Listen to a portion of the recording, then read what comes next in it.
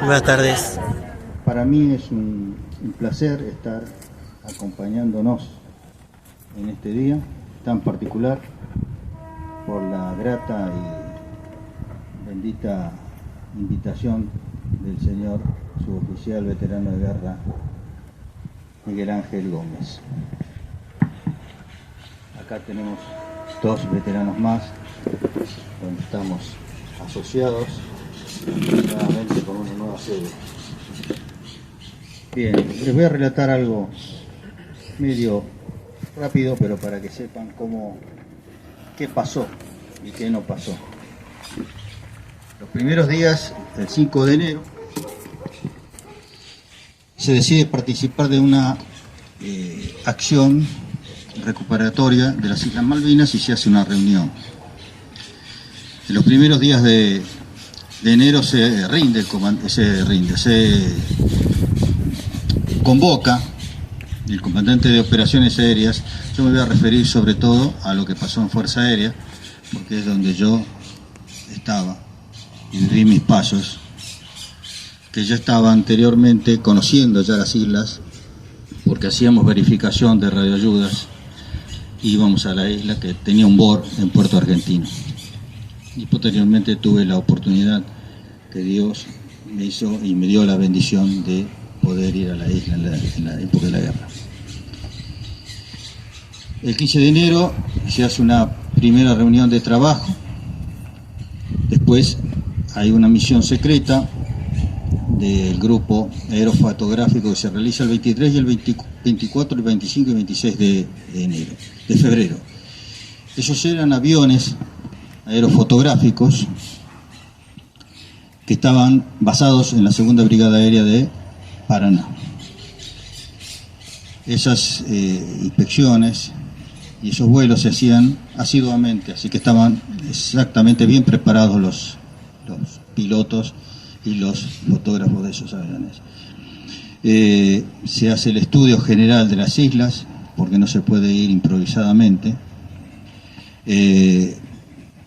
Hay una serie de cosas que suceden en el medio, hasta que el comandante y el Estado Mayor Conjunto, son las tres fuerzas armadas que se juntan, determinan hacer una directiva estratégica para la operación de la recuperación de las Islas Malvinas.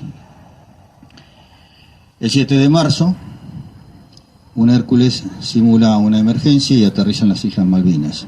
Y después hay un comité el 9 de marzo del Estado Mayor Conjunto, donde se hace un plan esquemático, ¿no es cierto?, para la operación general. ¿Quiénes éramos, en el caso nuestro, el Escuadrón Fénix? El Escuadrón Fénix ya venía de Fuerza Aérea en los años que tuvimos un conflicto con Chile. A partir de ahí se hicieron un montón de operaciones y por la intervención del Papa y otras autoridades se terminó el conflicto ahí. En la época de Malvinas renace el Escuadrón Fénix, renace como el ave Fénix. ¿Quiénes somos? Personal de Fuerza Aérea convocado, como el caso mío, y civiles convocados. Perdón, van a ser movilizados. Se les manda a través de la convocatoria un telegrama donde se los invita a colaborar y se hace una reunión para que ellos tomen conocimiento y se aceptan, porque no están obligados a participar. Está integrada por pilotos militares, que eso lo hace el Comando de Operaciones, y pilotos civiles, que también interviene el Comando de Operaciones para organizarlos e instruirlos qué tareas iban a hacer. Esto está amparado por la Constitución del artículo 21. Está amparada la convocatoria ante una guerra. Nosotros no fuimos los únicos civiles. Nosotros fuimos marinos mercantes, de observadores del aire, ROA se llamaba, Vialidad Nacional, todos esos eran civiles, algunos militares, instrumentadoras quirúrgicas que también eran enfermeras que asistían a la curación de nuestros veteranos cuando tenían inconvenientes propias de la guerra. Intervino en TEL, en COTEL, médicos, capellanes, periodistas y civiles del Escuadrón Fénix, con sus materiales de vuelo. La instrucción a las tripulaciones civiles, aquellos que aceptaban, se hizo una reunión previa en lo que hoy es Base Aérea de Morón, Base Aérea Militar de Morón. Se charla con ellos y se los invita a retirar un buzo de vuelo, un calzado, y se los instruye con respecto a las misiones que iban a tener. A partir de ahí se hace una partida hacia las bases aéreas del sur, pero desde el aeródromo de Morón, que se hace en 2 o 3 días, porque había muchos aviones que ahora vamos a comentarles para que tengan conocimiento aquellos que tienen curiosidad, que pueden preguntarme también, la cantidad de aviones civiles, se hace un recuento, la cantidad de helicópteros, y sale una resolución, la 341 de Fuerza Aérea, donde se cumplimentan algunas directivas con respecto a ese material que iba a ser utilizado. Las bases continentales todas estaban sobre todo enfrentados al mar, ¿no? Teníamos en Río Grande, Río Gallegos, Santa Cruz, San Julián, Puerto Deseado, Comodoro Rivadavia, Trelew, Comandante Espora. Estas bases continentales estaban definidas estratégicamente y habiéndose estudiado el terreno, porque podían invadirnos de cualquier manera y en cualquier forma y en cualquier momento. ¿Qué tareas hizo el Escuadrón Fénix? Que era civiles y militares, es decir, esta, digamos, agrupación Fénix era cívico-militar, civiles y militares con sus materiales de vuelo o sistemas de armas, como le decimos nosotros. ¿Qué tareas teníamos que cumplimentar? Como dijo Miguel Ángel, diversión o engaño. ¿Qué era la diversión o engaño? No era salir a bailar la jota. Era meterse al mar, presentarle un avión rápido, como podía ser un Lear, un Mitsubishi, un Citation, varios aviones. Y se establecían en un sector determinado para que el enemigo captara en el radar que había aviones rápidos haciendo alguna maniobra extraña dentro del área de exclusión. Mandaba a los aviones Sea Harrier, tengo una foto por acá, donde eran estos aviones donde tenían un despegue stall, es decir, corto, aterrizajes cortos y un poder de fuego importante. Entonces iban a buscarlos o a buscarnos y se llevaban la sorpresa de que estaban atacando los A4 Mirage o Dagger en otro lado. Bueno, esas fragatas y bueno. También se hacía como otra tarea, retransmisiones de radio a gran altitud. A veces los Learjet llegaban a aparecer a 4 o 5 de nivel. Son 45.000 pies. Y se retransmitía cuando los aviones nuestros, los militares, no tenían la capacidad como para llegar a informarse. Entre otras cosas, nosotros tenemos un indicativo, lo que estábamos en Fuerza Aérea, por ejemplo, yo Polo, otro Cóndor, había muchos indicativos. Se utilizaba únicamente entre nosotros porque se cambiaba todos los días el indicativo y la forma de proceder cuando trasladábamos, que después lo voy a comentar. Se hacían también búsqueda y salvamento de aquellos que fueron recuperados, cuando, como el amigo veterano con un helicóptero de un hoy día brigadier mayor Vergara, guiado de escuadrillas de ataque a los aviones militares. ¿Qué pasaba? Los aviones militares, algunos no tenían la aviónica apropiada para navegar o para llegar a un objetivo determinado. Entonces, tenían necesidad de que alguien los guiara. Ahí se intervino con el Mitsubishi para llevar a los Pucará, con los Learjet para llevar los Mirage, los Dagger hacia la zona de trabajo. Estas tareas eran bastante complicadas porque estaba en riesgo la gente que no tenía ni un asiento de eyección. El asiento de eyección hace que el piloto pueda salvaguardarse de un inconveniente aéreo saliendo del avión, en vuelo. Después, si cae al mar, era otra complicación también. Después se hizo un uniforme adecuado para aquellas personas que caían al mar, que se probó en Trelew, y bueno, eso es otra historia también. Interesante, pero larga de contar. Estas escuadrillas que eran guiadas por estos aviones civiles y algunos militares. La exploración y el reconocimiento era, nosotros tuvimos oportunidad de ver fragatas, o el radar nuestro nos decía tienen que ir a tal o cual coordenada para ver si estaba una fragata o una nave o embarcación que nos complicara en un futuro la vida. Entonces íbamos a hacer esa exploración y reconocimiento con digamos, el riesgo que se corría. Y perdimos un avión. Y perdimos un avión, que ahora voy a entrar en eso para que todos conozcan la historia nuestra. Ahora lo voy a comentar porque merecen un respeto y un reconocimiento nuestro. Patrullaje del mar argentino y sus costas, que es lo que comenté, y nos metían 50, 60 millas adentro para ver. Transporte de material y material bélico también.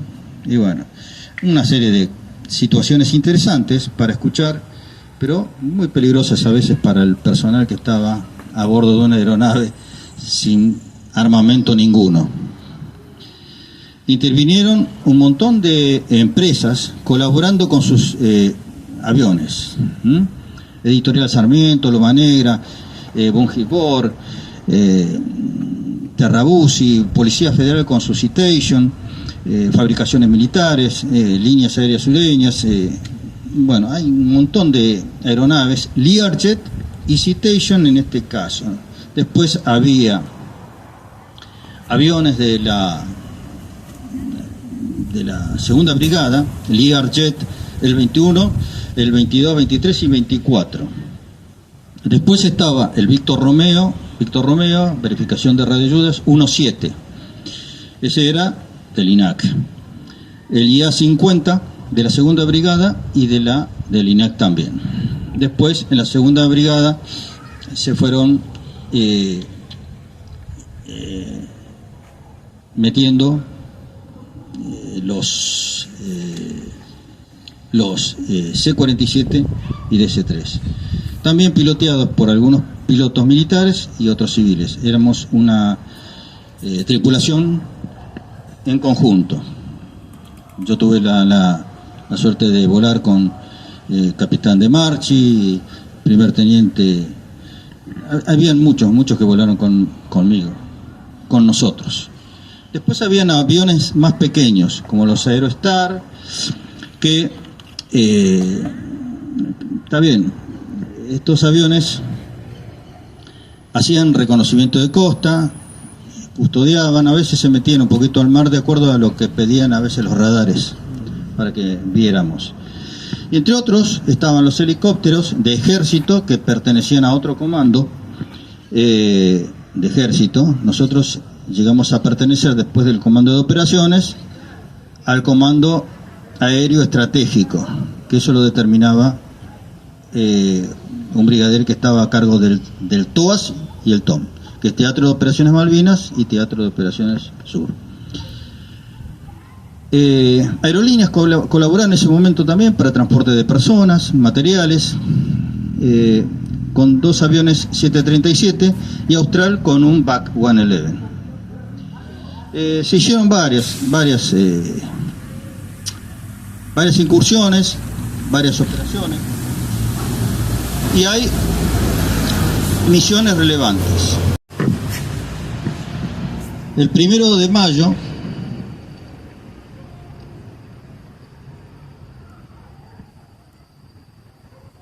sufre una baja el capitán Gustavo García Cuerva, que, si ustedes recuerdan, es familiar del Jorge Ignacio, arzobispo de Buenos Aires y primado de la Argentina. Excelente persona, los dos. El papá del arzobispo, Jorge Ignacio, era, esto es un poco anécdota, ¿no? Era primo del papá de Gustavo García Cuerva. Eran primos hermanos. Después ahí, bueno, pierde la vida Leonidas Ardiles, Hipólito González, Daniel Jusich, suboficiales mayores Duarte y Juan Rodríguez, cabos José Maldonado, soldados conscriptos Héctor Bordón, Guillermo García. Eran soldados nuestros que pusieron el pecho a las balas, como nosotros. En un momento dado también, el 9 de mayo, en una misión de diversión o engaño, 2 aviones Learjet, uno del Víctor Romeo 17, el nuestro, del Comando Regiones, y el Alfa Lima Foxtrot, era de Loma Negra, a nivel 410, tuvieron que realizar la maniobra de evasión de misiles. Le dispararon misiles, venían en formación, uno de los misiles se perdió y el otro lo evadieron abriéndose y no sabía para dónde ir el misil y chao, siguió de largo. Eso es una de las cosas. Se hicieron muchas cosas también con el 11 de mayo, por ejemplo, una simulación de reabastecimiento en vuelo. Iba un Hércules y 2 Learjet atrás, como si estuvieran cargando combustible, como lo hacía el A4. Después, el 12 de mayo, hubo una misión hacia las Islas Malvinas para también desorientar a nuestros enemigos. El 13 de mayo, diversión o engaño, también se metían en el mar, como lo hice referencia nosotros hace un rato. Y bueno, y así, un montón de cositas interesantes hoy día para comentarlas. Pero de rigor en verdad, uno sentía temor por lo que había dejado en el continente. Yo me fui, pensaba en mi familia. Yo me fui y el que me acompañaba de copiloto era Dios. Que eso hay que tenerlo muy, muy en cuenta. Dios nunca nos abandona. Nunca. Y hasta en los peores momentos, como en el caso mío, yo he perdido cosas muy valiosas en la vida, sin embargo, valiosas porque son espiritualmente dolorosas, ¿no? Como cuando uno pierde un hijo. Deja eso y uno queda pensativo. ¿Qué estará pasando? ¿Qué no estará pasando? ¿Cómo es la cosa? De todas maneras, uno tiene que ponerle el pecho a las balas y pensar en Dios. Después les voy a hacer referencia de una carta que un señor oficial escribió a sus hijos antes de que sea derribado. Bueno, acá tengo un montón de fechas que tal vez saltan algunos recuerdos y algunas anécdotas, pero no los quiero aburrir con fechas y misiones. Lamentablemente hay cosas que son muy significativas, porque el 25 de mayo se hizo un ataque a 2 buques británicos, donde estuvo Cruz, que es un comodoro de primer nivel, por su fe en Dios, por su capacidad profesional y por su conducta como hombre de bien. Acá el derribo del avión Learjet Tango 24, hoy el Víctor Romeo 17 sigue vivo y le pusieron Tango 24 en la segunda brigada en honor a esta acción. Es un dolor profundo de nuestros compañeros y que pasó toda la Fuerza Aérea, los que estábamos dentro de la Fuerza Aérea. En general son vidas que se pierden, ¿no es cierto? Un 7 de junio de 1982 a las 8 horas despega el Learjet de Comodoro Rivadavia. Misión de reconocimiento fotográfico y lo derriban sobre la isla Borbón. El avión estaba tripulado por personal militar y oficiales y suboficiales, y los voy a nombrar porque merecen que los nombre y para que alguno se acuerde. Nosotros podemos acordarnos. Mira mi compañero. Sí, señor. Luna. Sí, señor. Él iba acá a bordo de este avión. Estaba el vicecomodoro Rodolfo de la Colina, un hombre de bien que era jefe del Escuadrón Fénix en principio. Después vino otro jefe. Mayor Juan José Falconier. Falconier escribió una carta muy interesante a sus hijos. ¿Qué pasa? Él no pensaba morirse nunca, pero estaba la posibilidad, como nos pasaba a todos. Y escribió una carta, lástima que no la tengo para hacérselas saber, conocer. Una carta donde, con todos sus sentimientos, le habla a sus hijos por si lo derribaban. Y así fue, Dios dijo que ese era el momento. Cuando fueron al lugar donde tenía sus pertenencias, encuentran esta carta y le hablaba a sus hijos. Eran dos en ese momento, un varoncito y que los conocí como los de la Colina. Leonardo de la Colina, el hijo del vicecomodoro, es el que está a veces preocupándose mucho por el cementerio que tenemos en Malvinas. Y Falconier le hablaba a sus hijos que cuiden a su madre, que se cuiden entre sí y que tengan mucha fe en Dios, y cuando tengan alguna flojera espiritual, dolorosa, que recurran a Dios, que ellos lo van a apoyar. Y dice: yo estaré siempre con ustedes. Y firma la carta papá. ¿Has visto? Les dejo una presión. ¿Has visto? En el Palomar. Es muy interesante.